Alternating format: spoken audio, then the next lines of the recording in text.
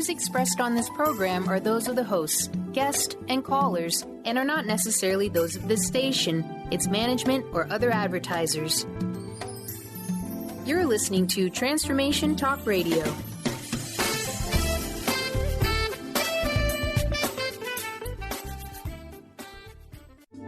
The following audio is via a Skype call.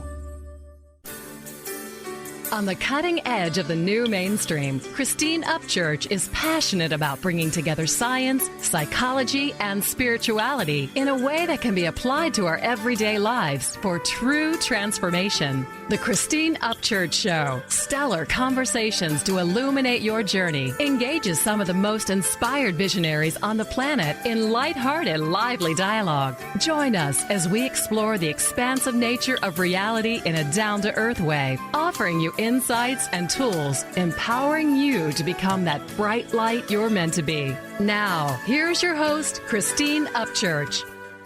Hello, everybody. Welcome to the Christine Upchurch Show, where we have stellar conversations to illuminate your journey.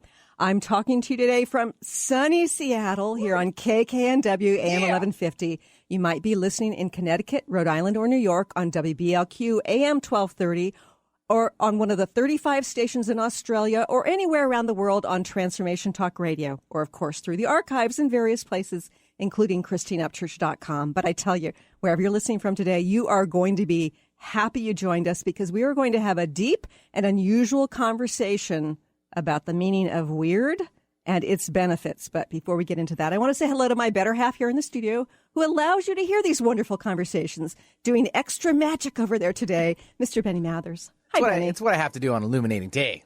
Yes. Sunshine, Yes. great guests, good people in the studio. The phones are ringing. It happens. Yes. And I think that those of you who don't live in the Seattle area are probably saying, why do they always talk about sunshine when it's sunny there? But, you know, if you lived in this area, you know, you well, and during understand it. fall, too. Yes. After the rainiest October on record ever. Yes. Is that official? Yes. Over 10 inches of rain, 1 month. I will dub you the new weather gal. Please Because I didn't don't. even know that. I knew they were talking about it. Yeah. I should have been more aware of that. Guess I was a little too busy. And I'm really excited about our guest today. But Yes. before we get into that, I have to remember to make an announcement. If you're listening to this station, you may have a bit of rebellion within you. You know, you may have rebelled against certain aspects of the status quo, you know, maybe belief systems relating to religion and spirituality, perhaps aspects of what we've been taught to believe, or ways in which we've been taught to behave, or whatever. But if you have a little bit of rebellion in you, then I encourage you to join me, if you're here in the Seattle area, at East West Books Thursday, November 17th. I will be talking about the top 10 myths about spirituality. You know, I began to look at some of the beliefs within the consciousness community, and I started to think, you know what? I think some of those are wrong. What happens if we pop open the lid of the box and ask, is this true? And I've come up with several myths, and I would love to see you there on November 17th at 7 p.m. East West Bookshop. Go to ChristineUpchurch.com or EastWestBookshop.com. Now, without further ado, I'm very excited about our guest today. First of all, you know, it's funny the way the universe works. I've got a friend who lives in California, and she's actually a mutual friend with our guest today. And at one point she said, I think you two should connect. I think that you've got some things in common. And, you know, we connected on Facebook. And it wasn't until about 2 or 3 months ago, all of a sudden, his posts were showing up in my feed. As the universe would have it, it was kind of like, oh, there's my attention going there. And isn't this interesting? And when I started to read his writing, I was so impressed, really moved by some of the things he said. And of course, some of the things he says are also really funny. So I'd get some chuckles. And I thought he would make a wonderful guest. Well, as the universe would have it, he's got a brand new book out, you know, so it's perfect timing. And who am I talking about? Jacob Nordby. He is an author and a contributing author to several books, including The Divine Arsonist, A Tale of Awakening, Pearls of Wisdom with Jack Canfield, The Thought That Changed My Life Forever with Dr. Bernie Siegel, and Blessed Are the Weird is his new book. He leads a worldwide conversation with the Blessed Are the Weird tribe via social media, and he's also got a wonderful podcast show. He also teaches the popular Creative Unboot Camp, a course for writers, and he makes his home near the mountains of Boise, Idaho, where he is actively plotting more novels. I'm so grateful to have him here today, Jacob Nordby. Hi, Jacob. Hello, Christine. How are you? I'm doing well, thanks. How are you there? Well, almost as radiant, it sounds like, a day here in Boise as it is in Seattle. So I'm really happy it's Friday too. Oh yeah, and it's and the weather here. I know you said you used to live here. It's unusually nice here in Boise. I suspect you get a little bit more sunshine, right? Yeah, we're heading into that time of year when we're going to be pretty evenly matched for cloudy days, I think. But yeah, we do. Yeah. So I just absolutely love your book, and the title of it is really intriguing. Blessed Are the Weird and Manifestive for Creatives.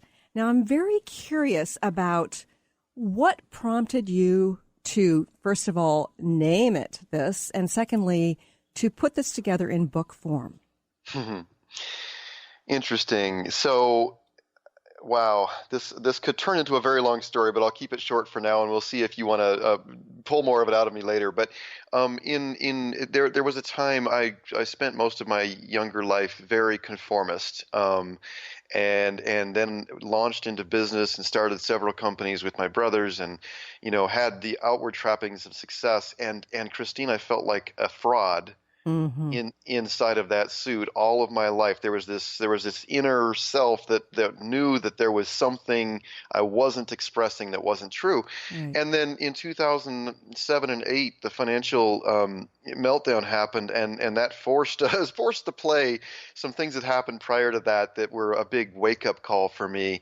But that really forced the play on me letting go of all of those trappings. And that sounds kind of tidy. It wasn't tidy. But letting go never is. No, it was kind of painful, but how grateful looking back. And so during that time, I began to get in touch with this self, the call of soul, this self that was in there looking for itself to be true. And in 2012, I sat down and wrote this. I just had this thing come through. Blessed are the weird people, the poets, the misfits, the mystics, painters, writers, troubadours, heretics. I'm having a hard time remembering the entire thing by right now. But then that came through, and I posted it somewhere on social media. But I wrote it just for myself. Blessed are the weird people, for they teach us to see the world through different eyes. And I was writing for myself. Like, that's how I felt like I'd always been, was sort of just outside, even though from the outside looking at me, a lot of people probably thought that I was very, put together and tidy and all this stuff. And so that was where that came from. And I had no idea that it would resonate with anyone. I mean, I'd written many things and articles and all this.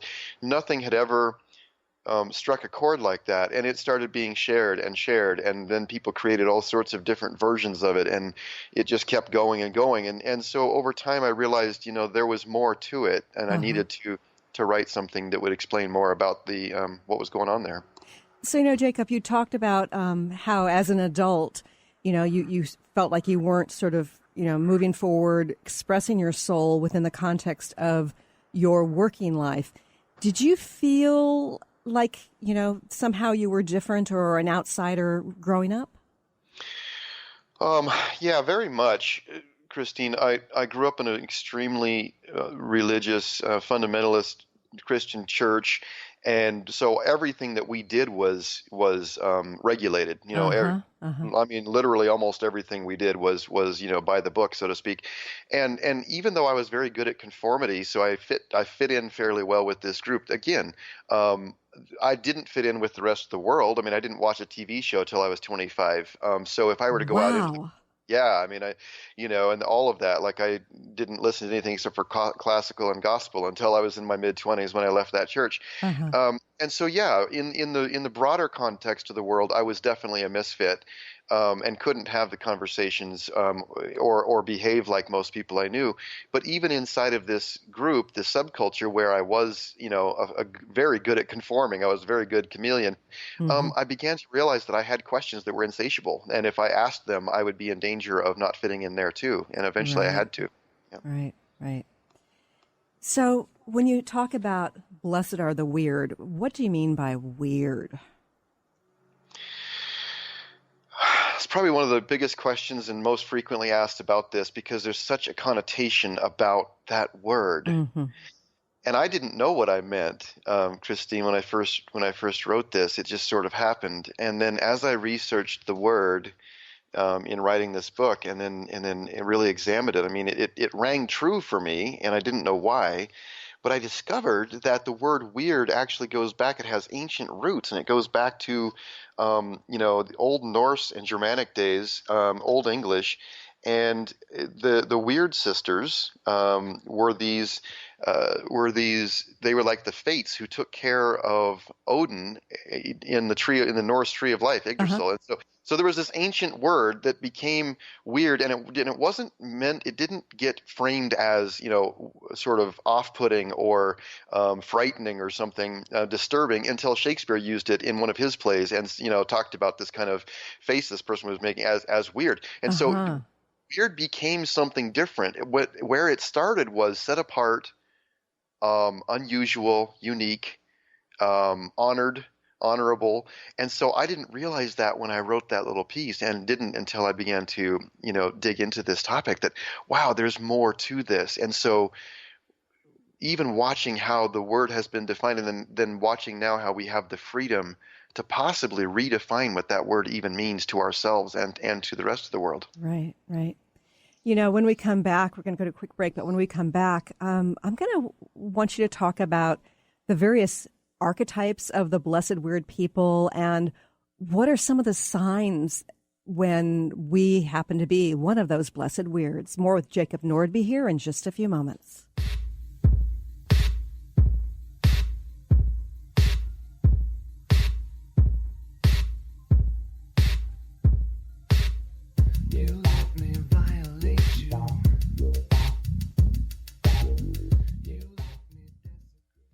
On the cutting edge of the new mainstream, Christine Upchurch is passionate about bringing together science, psychology, and spirituality in a way that can be applied to our everyday lives for true transformation. The Christine Upchurch Show, stellar conversations to illuminate your journey, engages some of the most outstanding visionaries on the planet in lively dialogue to inspire you to become that bright light you're meant to be. Join Christine every Friday at 11 a.m. Pacific Time on KKNW, AM 1150, and Transformation Talk Radio. What is a brilliant culture?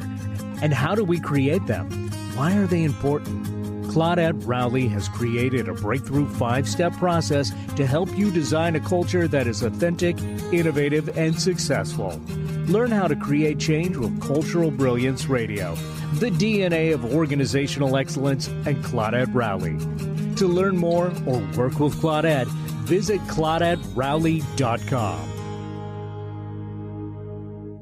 Are you sick of feeling overworked with no motivation? Take a break from the daily grind. Life coach Nicole Eisler is here to provide a healing journey of optimism. Passionate and caring, Nicole is no ordinary soul. Her dedication to helping everyone has no limit. Witness the power of positivity. Tune in every first and third Tuesday at 4 p.m. Pacific for Positivity Party Radio with Nicole Eisler on Transformation Talk Radio. For more information, visit BigDreamAwakening.com.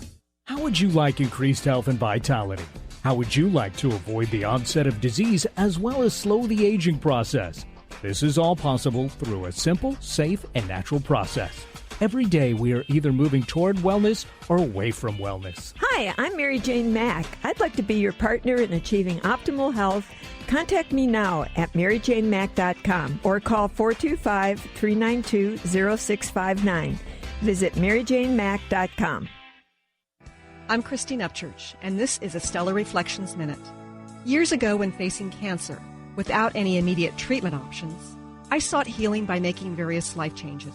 For a while, I followed a very restrictive diet. I often found myself obsessing about which foods were good and which ones were bad. Then one day, I realized I was consuming foods based on fear of not getting well. But I didn't want to make choices out of fear anymore. I decided it was far better for my immune system if I allowed myself to experience the joy that came from, say, eating frozen yogurt, than it was for me to ingest the fear that came from avoiding it. Now, instead of choosing healthy habits based on fear, I try to make choices because they feel right and ultimately bring me joy and ease? How many of your healthy habits are really based on fear? Please visit stellarreflections.com or call 425-999-9836. That's 425-999-9836.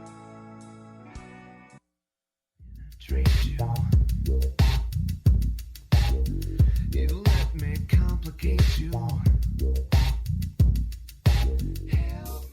Welcome back to the Christine Upchurch Show here on KKNW, WBLQ, and Transformation Talk Radio. I'm talking today to Jacob Nordby, author of Blessed Are the Weird. And, you know, you talked about the origin, Jacob, of the word weird. And I love hearing about that and understanding that it may have a very different connotation. And so, but you put the word blessed and weird together. And who are the blessed weird people? You know, that's the other interesting thing, Christine. Since I started, when I shared that and then it became a thing, I became known as the weird guy, and it was, it was funny because even I who wrote the book and stuff, I don't necessarily know that I want to be known as the weird guy. Right. But so what's interesting though is people that would then go and post anything with the word weird in it. And so I'd get these cartoon faces or people making these ridiculous, what to me are just kind of outlandish expressions. And so I began to really ask, what does this mean? And A, what does it mean? And B, why do I feel annoyed at some of these things? What I discovered was the weird that I'm talking about, the blessed weird, are those who are just broken open by life. And they are insatiable for something real. They are absolutely unwilling to compromise having a real expression of their life, as if their life depends on it, and it does. Right. Like to not live a true, full, deep life is the same as being dead. It's like choosing to live a lie, and that's the same as being dead. And so that rugged commitment, that depth of commitment, I find that goes all the way to this, what I call the soul's bones. That deep. That isn't something that everyone has, and there's no criticism to those who don't. But those who are willing to go that deep with life, that to me is called the blessed weird, and they're not going to follow a normal trajectory. And that doesn't mean they look weird. That doesn't mean they necessarily have purple hair or they, are always acting out. Many of us are very, live in modest houses and quiet neighborhoods and have normal jobs. But what that deep commitment is the thing I think that makes the difference. Right. And I know for myself, what I did is I tried to fit in a particular way that I thought would be was impressive to outsiders. And I was disconnected from my soul. And what ended up happening is I got the early stages of lymphoma. And so, not following that soul's calling and trying to conform took its toll on my health. And I think that there are many people today who have been sort of getting by living within that box. And yet at this point, they're being called to something more. Yes. Yeah, it's so funny. As just before you started saying that, what your experience was, I was thinking, sometimes it's easier to know what the symptoms of not living true are. Oh, yeah. Okay, so let's go through that. What are some of the symptoms? Well, you nailed one of them, physical. If I'm having, and that doesn't mean that, having physical ailments is a symptom of doing something wrong necessarily, but I noticed, for example, when I woke up in the middle of my life at age 34, I was 240 pounds. I was completely stressed out. I was waking up every day at 3 o'clock in the morning. I couldn't sleep. I had all the trappings of success, great big house, beautiful office, employees, all that stuff. Sure. But I was a complete disaster. I wasn't happy, and my health was on the edge. So health is a big one. That's a big red flag. Right. Anxiety, tons of anxiety, and nagging sense that, is this all there is? Right. Right. The question, if I died today, did I leave anything on the table? Yeah. Did I actually? And Jacob, that was a really big one for me, because when I had the early stages of lymphoma, I was in like my upper 20s, and I was looking at this diagnosis. Really, doctors had nothing to offer except like chemotherapy for the rest of my life once they started it. And so I thought, okay, well, I'm not going to get to have children. I'm not going to get to travel. I'm not going to get to live to a ripe old age. But the biggest grief for me was facing the fact that I knew I was here for some important purpose and I would not have an opportunity to fulfill it. Yes. Yeah, that question of, right, I mean, can I leave this place right now and feel like I did everything I could? Yeah. And if the answer is no, then to me that's a good question. It's a clarity question. It's not about guilt. It's not about, I need to be working so much harder. Really, in a lot of cases, it's that we need to be slowing down a lot more and getting clear about what actually matters right now. But don't you think a lot of people will actually create the chaos so they don't have to just be present with that inner calling, that inner discomfort, that perhaps the screaming inner voice? Absolutely. Yeah, whatever distraction we can come up with to keep us from facing the there's a term I came up with a number of years ago, and I had this vision during that period of time when everything was breaking apart and I'm breaking through and all that. I had this vision, Christine, of this shadow wolf that had been chasing me all of my life, and it finally chased me into a box canyon where I could no longer run. I was too tired to run, and so I had to turn and face this shadow wolf, and it wanted to ask me questions. So when it overtook me, I had to just let go and let these questions catch me. Right. That's all it was. It was just questions. It was, why am I here? What does this mean? And I was running as hard as I could from those questions all my life. Yeah.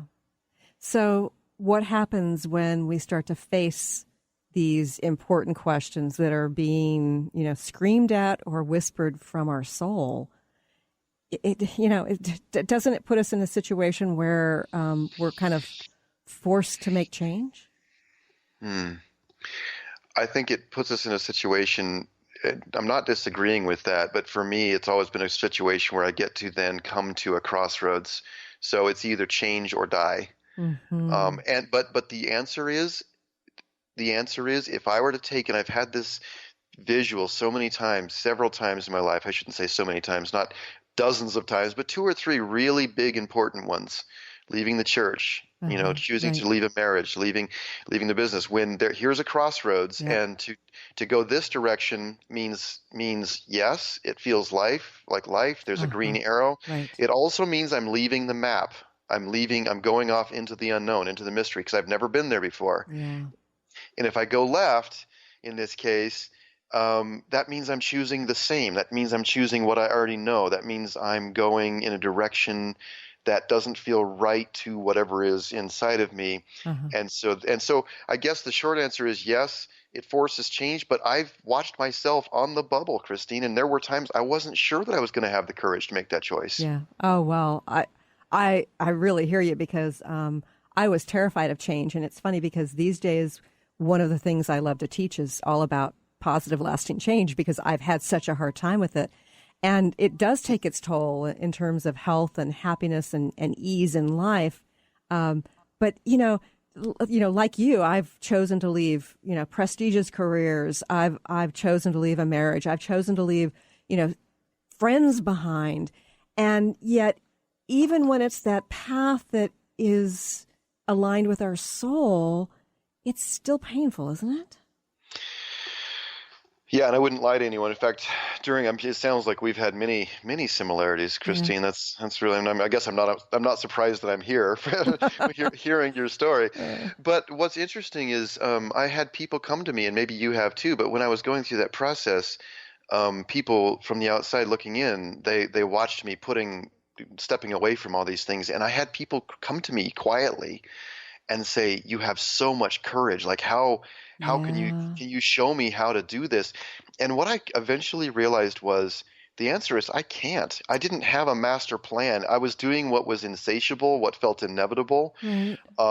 And the answer is, it's painful. And in fact, I've told some since then, if you can avoid it, don't do this if you can possibly help it. because when it comes to that point where it is truly the soul's voice or whatever we want to call that, saying this is the way to go, that intuition, then from my perspective, it becomes this inevitable thing, and it's ruthless and relentless, and it's going to put aside all the barriers if I let it. And then that's where it comes back to the original definition we were talking about who are the blessed weird, and it really is those people who are that committed to go all the way no matter what. Yeah, and it just seems to me that when we do, we'll get in the next half hour. We'll get into how you define like the signs that people are, a blessed weird person. But it seems to me that we can't, like, if we don't do it, then we have issues. And if we do it, it breaks our heart wide open and we feel it deeply. So it's kind of like this double-edged sword, in either way, it's going to be intense. Mm-hmm. Completely. Yeah. Yeah. So I know you've got blessed weird archetypes. Could you go through those really quickly, just to list them before we go to break? Yeah, I actually flip back here in the book. It's funny, when I get on the air, my brain likes to not remember this and how the order. So blessed are the weird people, the poets, the misfits, the writers, the mystics. Oh yeah. Heretics. Painters and troubadours, for they teach us to see the world through different eyes. Oh, beautiful. Can you finish that poem? It's just so gorgeous. The rest of it here? Yes, please. Yeah, before we get a break. I want people to hear it. For they teach us to see the world through different eyes. Blessed are those who embrace the intensity of life's pain and pleasure, for they shall be rewarded with uncommon ecstasy. Blessed are ye who see beauty in ugliness, for you shall transform our vision of how the world might be. Blessed are the bold and whimsical, for their imagination shatters ancient boundaries of fear for us all. Blessed are ye who are mocked for unbridled expression of love in all its forms, because your kind of crazy is exactly that freedom for which the world is unconsciously begging. Blessed are those who have endured breaking by life, for they are the resplendent cracks through which the light shines. That's absolutely gorgeous. And with that, we're going to go to a break, but stay tuned. More with Jacob Nordby here in just a few moments. I'm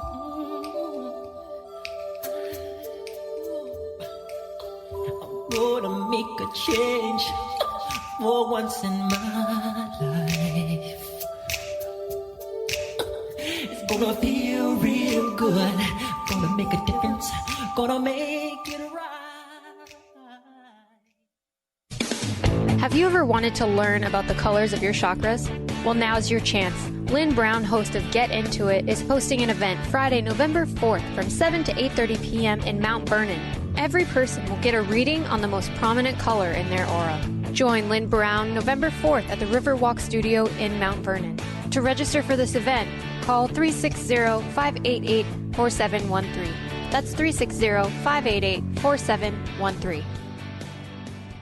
On the cutting edge of the new mainstream, Christine Upchurch is passionate about bringing together science, psychology, and spirituality in a way that can be applied to our everyday lives for true transformation. The Christine Upchurch Show. Stellar conversations to illuminate your journey. Engages some of the most outstanding visionaries on the planet in lively dialogue to inspire you to become that bright light you're meant to be. Join Christine every Friday at 11 a.m. Pacific Time on KKNW, AM 1150, and Transformation Talk Radio. Are you ready to stop stress, anxiety, and low self-esteem from running your life? Join award-winning author Dr. Friedemann Schaub for Empowerment Radio and learn breakthrough solutions to switch out of survival mode and approach every day with great ease, joy, and purpose. Tune in the first and third Wednesday at 11 a.m. Pacific to Empowerment Radio with host Dr. Friedemann Schaub on Transformation Talk Radio. Visit thefearandanxietysolution.com to learn more.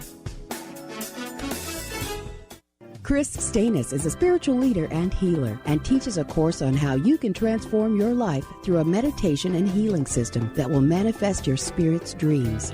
She manifested the Women of Wisdom Conference, the Women of Wisdom book, and this radio show. And she can show you how to change your life too. Are you ready? Visit the website and contact her at voicesofwomentoday.com. That's voicesofwomentoday.com. This is Peggy Snow, practitioner at Stellar Reflections with a Stellar Reflections Minute. So many people these days are trying to find ways to relieve their stress. What happens to our breathing when we're feeling overwhelm and stress? When we tune in, we realize that we're either holding our breath or taking very shallow breath to signal the body that all is well, which most of the time it is. Sometimes all that is needed is a nice, deep breath to break the cycle. First, exhale to get all the stale air out by engaging the abdominal muscles and blowing gently. Next, take a nice full breath in, feeling it fill your body all the way down to your hips. Release fully and enjoy the freedom of movement. Notice how your body feels. Do you feel refreshed? Calmness is only a breath away. This has been a Stellar Reflections Minute. For more information about what we offer at Stellar Reflections, visit us at stellarreflections.com or call 425-999-9836. That's 425-999-9836.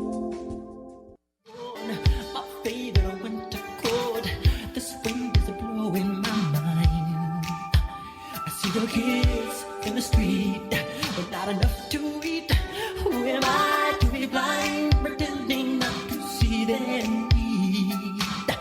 A son's disregard, a broken bottle top, and a one-man soul.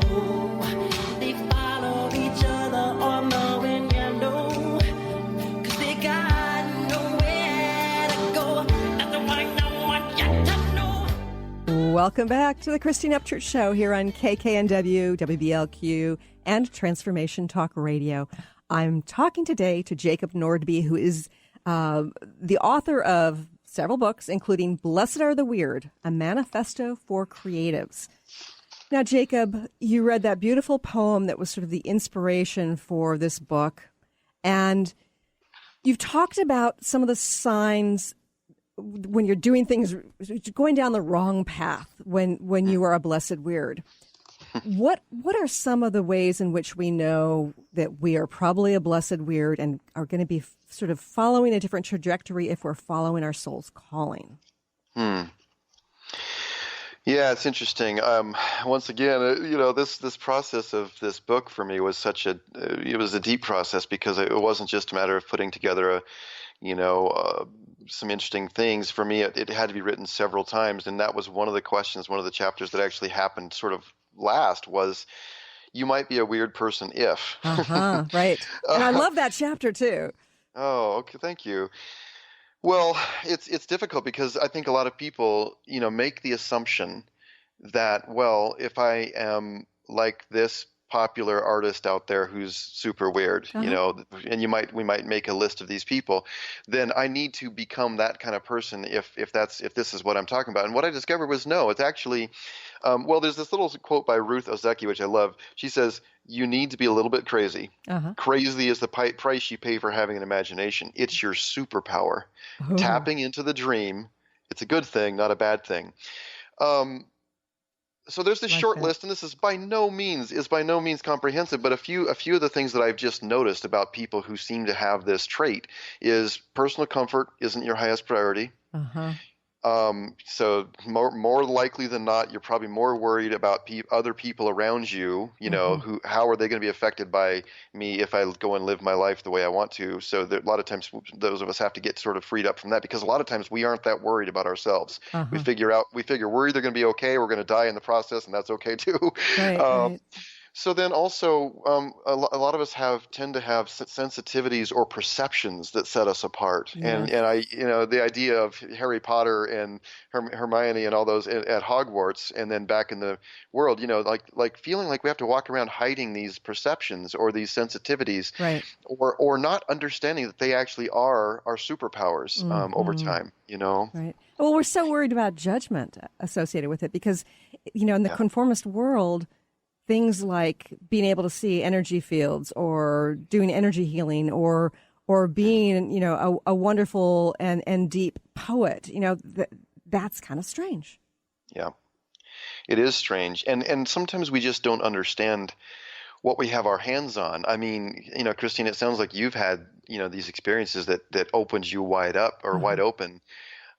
And a lot of people, myself included, don't have what I would call the sexy clairs, the sexy sensitivities. I mean, I have friends who, they can see auras, they can talk to dead people, they can, they have all of these things, and those are really exciting. Some of us just have information or extreme sensitivities, so we can feel the energy in a room, or we can sense, when something is not right or is right, or we might have language or extreme sensitivity to the exquisite, the way the world is put together or something, or be able to express it in a certain way. So sometimes it can take us a long time. So as a child, for example, I was the kid who was, rough and tumble and climbing trees. And I was also the kid who loved, classical music. And I was the kid who would probably cry, even though I'd have, bruised up knees and all sorts of things. I was also the very sensitive kid. And that doesn't work real well as a little boy, I bet, yeah. Especially not then. So these are some of the things. So those sensitivities, we tend to want to live differently from the world around us. And of course, we're living in an age right now, Christine, where that is becoming more and more acceptable, honored to say, no, I get to carve out my life the way I want to. I get to take care of the earth and myself.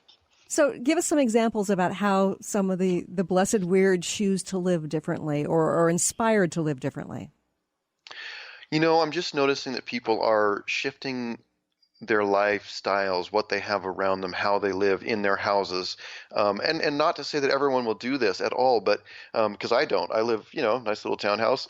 But I have friends who live in have sold their big houses and are living in tiny houses. I have a very successful friend, software executive who sold everything and is now living in a fifth wheel, traveling the whole country. I talked to him 2 or 3 days ago, and he's just absolutely loving his life because it matches who he really is inside. Watching people decide that, the 9-to-5 life isn't for me. I'm going to trust myself and go out and begin to carve out a life, or it is for me, but I'm going to cut out all these other obligations that don't really match who I am, so that I can pursue, in my spare time, pursue the art, the stuff that's real in me. And that's the other big myth, Christine, is that, and I really think we need to address that, because in America right now it says, if what you have inside, if this art, whatever that might be, if it's worth anything, then you will be able to make a full-time income at it. And that, I think, is one of the biggest reasons why people don't pursue what's real inside of themselves, because they don't believe that it can ever get there. Yeah. And for some, they probably could get there. And for others, does it really matter if they're expressing their soul? Exactly. And I want to make sure, and that point you just made is so important. The answer is it can get there. How it gets there, the way it is pieced together.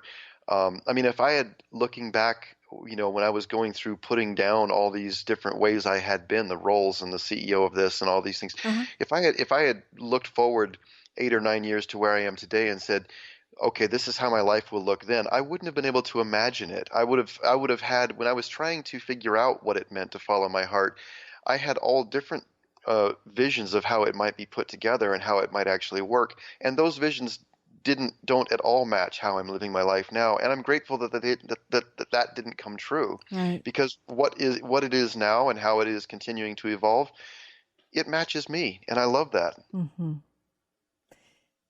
So how important is the paring away of, roles or, the homes, the large home or whatever it is that we end up letting go of? How important is that to sort of honing our expression of our soul?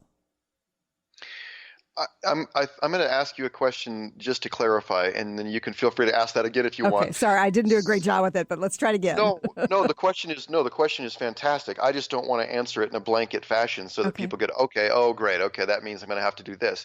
So if by asking that, do you mean, is it 100% that you will have to cut away everything that you think or that you have around you? Is that what you're asking or not? No, I'm saying that when we do end up paring those things away, is that an important part of it, of the process of sort of stepping into our blessed weirdness, so to speak? So good. Yeah, okay. I'm glad we're carving this out together, because what I've noticed, Christine, is when people come along and say, hey, if I follow my heart, can you guarantee that I won't lose anything? And the answer is, oh, I guarantee. No, right? Let's all just laugh a lot about that. The answer is no. I can guarantee you will lose. Right. You will lose things. The answer is, if we follow this path, we will lose everything that does not help us, does not assist us on the journey into our highest joy. I'm going to lose, and so that's what I've come to for myself. I'm going to lose everything that doesn't assist me in this journey toward my highest joy. And can there be any easier math than that, though? Like, does it really? If I'm really going toward my highest joy, do I care about losing anything? Yeah. Yeah. Yeah. And one of the interesting things that I've found through my own process of letting go of things and sort of stepping further forward, to let my soul speak, it has been, I've sort of lost a sense of self. It's like that too is something that I feel like I'm losing. And for a long time I thought, this doesn't feel comfortable and I'm not sure if it's a good thing. And now I'm becoming more comfortable with it. Have you experienced anything like that? Without any question. In fact, and I love talking to other people who have, just because partly it helps me know that, you're not going nuts, or didn't go nuts back there or something. But yeah, the answer for me is that there was the self that I had built up to protect my real self that wasn't comfortable being vulnerable. All of that had to be let go of. And my dearest held illusions and all of those things, as I let them go. And then what I've noticed is there's a new sense of self emerges in me, Christine, and that self, it's like walking naked in the world. It's terrifying, right? I mean, and I've not done that. I don't walk up and down the sidewalk naked, just so we're all clear here. It's a little too cold there, isn't it? It's a little much. No, but I've been to clothing optional hot tubs and things like that. Right. Even that's a big challenge personally. But if you can imagine walking naked in the world and feeling safe, truly safe enough to do that eventually, to realize, oh, nothing can hurt me here. Right. Amanda Palmer, Neil Gaiman, is one of my favorite authors, and his wife Amanda Palmer is this amazing musician, and she did one of my favorite TED Talks is hers, which is The Art of Asking, and she talks about in her shows over in Europe, in Germany once, she actually took her clothes off on stage and then stepped down into the audience, and people wrote little love notes on her body in Sharpie. Wow. And I mean, it's just breathtaking to even imagine that, right? And she talked about the absolute vulnerability of allowing strangers to trust strangers with our naked bodies. And again, I'm not suggesting that has to be part of the blessed weird thing here, but just that example of tremendous vulnerability. And so when you asked the question about losing a sense of self, when I took off all of the clothes over time, all of these clothes that I had been wearing, metaphorically speaking, and then discovered that the real me, without all of those shells and trappings, that real me was actually safe to be here, then a new sense of self emerges. And I won't say it's bulletproof, because of course I can still be hurt and scratched and all that. Sure. But there is the sense that the real me, the core me, the real thing, it's not destructible. It's not as able to be destroyed by the small things that used to do it. Yeah, that makes sense, and it's beautiful. We have to go to another quick break. More in just a few moments.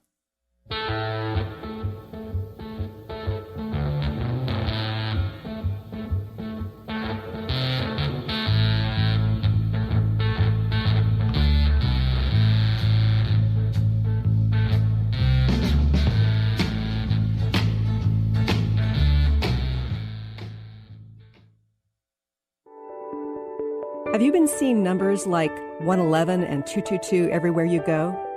Do you feel that the universe may be trying to get your attention, perhaps offering a message of some sort?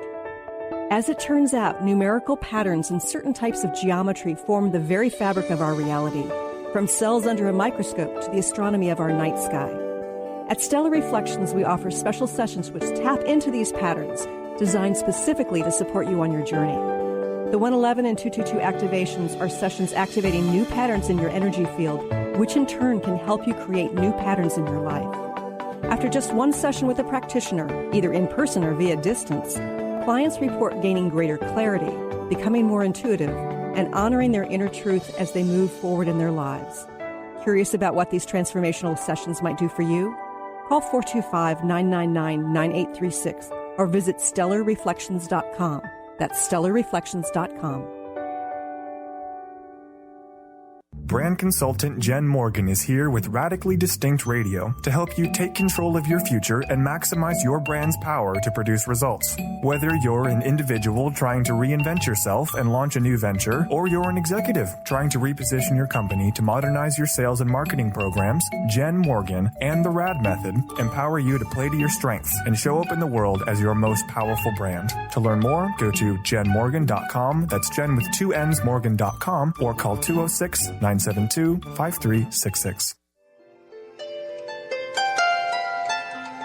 Would you like to experience life-transforming adventures in personal expansion and world service? If you do, tune in to learn about magical innate abilities that you can develop and use to make your dreams come true. Joy Elaine is author of the Joy Chronicles, and she's inviting you and millions of others to join her in working with galactic masters, angels, and the Ashtar Command as they assist humanity and planet Earth to achieve their ultimate destination of ascension. For more information about this upcoming event and broadcast, visit joyelaine.com. That's joy, ELAINE.com.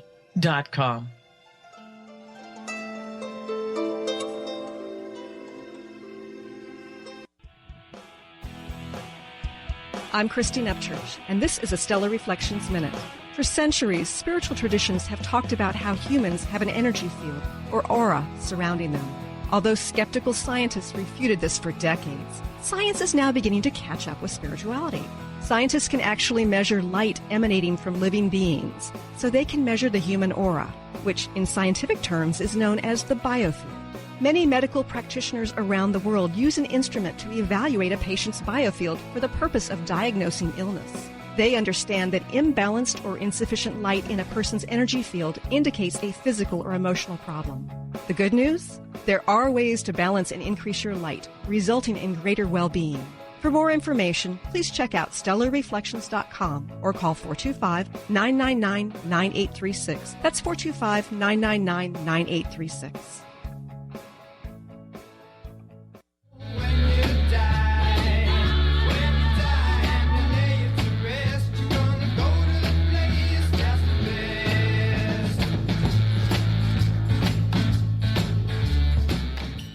Welcome back to the Christine Upchurch Show here on KKNW and Transformation Talk Radio. You know, Jacob, before we end the show, I want to make sure that people know how they can connect with you, where they can buy the book, and what your website is. Can you share with our listeners how they can get in touch with you?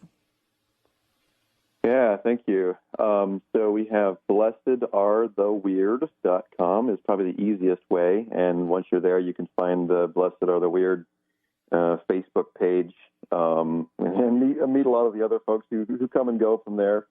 The book is officially sort of launching on November 29th, but it is right now available. You can read an excerpt on blessedaretheweird.com, a free excerpt, and you can also find it on Amazon. It's available Amazon, Barnes & Noble, IndieBound. You can also do iTunes. It's available on iTunes as an ebook, and eventually, pretty soon, will be on for audiobooks. Wonderful, and it is an absolutely spectacular book. I've really enjoyed it, and I just love where you add a little bit of insight, sort of in this beautiful little block setting, or you might have a poem within it. It's a great book. Thank you. So, you know, I'd love to get your insight, Jacob, about where we're at right now in the world and how the blessed weird people have the potential to kind of shift where we're at.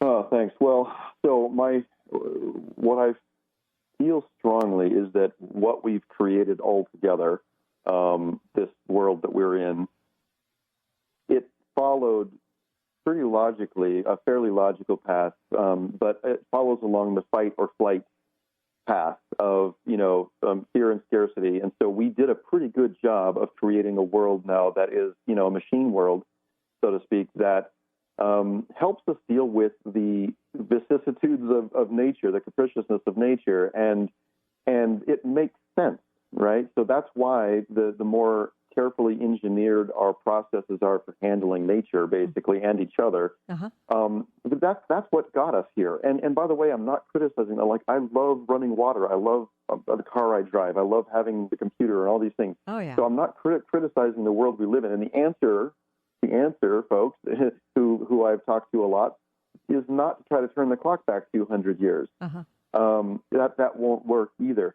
So the answer right now, though, is those who see the world through different eyes, who have a different perspective, we are being tasked with redefining what success means. Because success has meant creating these systems and these machines and these structures to help us have a more, solid food supply or better access to water or more comfort in our lives. Now we've gotten to the place where we're bumping our heads on Maslow's hierarchy. We're bumping our heads on the floorboards of the next level, which is self-actualization, which is stepping into who we really are, which means that we become much, much more creative. And by the way, the creative thing, this is really near to my heart too. I was with my brother this morning, and one of the companies we started, he now runs, and it's just a fantastic deal. But it's a technology company. And he's told me over and over again, Christine's like, I don't feel like I'm an artist. I'm not all that creative. And I'm sitting there going, he's like, I love to design processes. I said, Nate, the processes you build are your art. Like what you've done, the heart and soul of what you've created is so beautiful. And he's created a weird kind of a company. Like he has this beautiful culture, and the people who work there are lit up. They're turned on. And so I feel like that is our opportunity right now, Christine, is to redefine success. What does success mean to me? And not try to change the whole world, like create this zone of tolerability, to create this world that works for myself. Right. Like Anais Nin said, when you make a world tolerable for yourself, you make a world tolerable for others. And so getting really clear that what success means for me is becoming everything that is possible inside of this framework of Jacob Nordby, for example, or you. So that's all success means. It's not about comparing myself to this one over here or trying to have a house that looks like that one. It's what makes me deeply happy all the way to my bone. So within the context of conformity, don't you expect there's going to be, or there already is, some resistance to it? Well, yeah, but you know what? We're living in this era, Christine, where I feel like being a heretic, being a misfit, stepping into, what's real, it's never been easier. I feel strongly we are in the new Renaissance, and it's the highest Renaissance period the world has ever known, at least in this current story of humanity. That's how I feel about it. And so we actually have more freedom than we want to take. Yes, there is resistance, but actually there's more acceptance right now. I mean, look what's happened with the question of gay marriage. Look what's happened with so many things that even when I was a child or you were a child, Christine, or Benny, think about how impossible some of these things would have been 10 or 20 years ago. Right. And they're already in change. So we are already living in the time when all we really have to do is step across the line. And really, that's what I feel is like we're redefining the word success. We're also redefining the word weird and what the word normal even means. Right. There really is no normal right now. So it really is up to us to let go of that idea and just find out who we really are and then do it. And I also think that as we come out of the closet of being blessed weird type, it actually invites others to do the same. And it feels to me that connection between, those of us who are weird is an important piece of this puzzle of shifting the world. I agree. Yeah, and you look at one person at a time. And I know you do work with people like this, Christine, and I'm looking at the list of some of the guests you've had on your show. Just amazing folks. People need to understand that the greatest gift they can give the world, they don't have to become famous. They don't have to become this, move the needle in some massive way. Just becoming who we really are and energetically lighting up and becoming truly happy, truly on point in my own life, letting go of the things. The two questions I like to ask myself whenever I'm up against resistance is, what do I want? What do I want right here? What's true? And what am I afraid of? If I can get clear on what do I want and what am I afraid of right now in this situation, like I use that on a regular basis almost every day. Whenever I start to feel afraid or like I'm hiding or something, and that always gives me this information. Yeah. The other thing I like to ask myself on a fairly frequent basis, not every day, but whenever I find myself up against a big decision, is I talked to 80-year-old Jacob, sitting somewhere on a porch, hopefully, or climbing a mountain or something, I don't know. But I asked him, are you proud of me for staying this course, whatever the decision might be? I love that. And you know what? We are out of time. This hour has flown by. Thank you so much, Jacob, for joining us here today. Thank you. And thank you for joining us. I look forward to talking to you again sometime soon. Bye, everybody.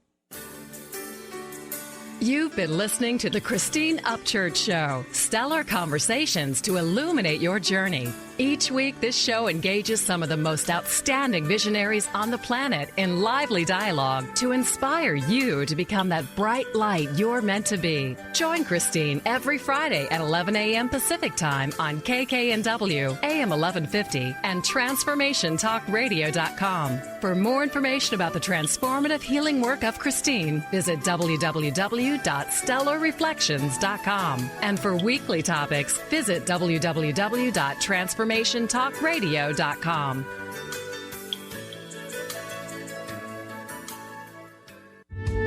The preceding audio was via a Skype call.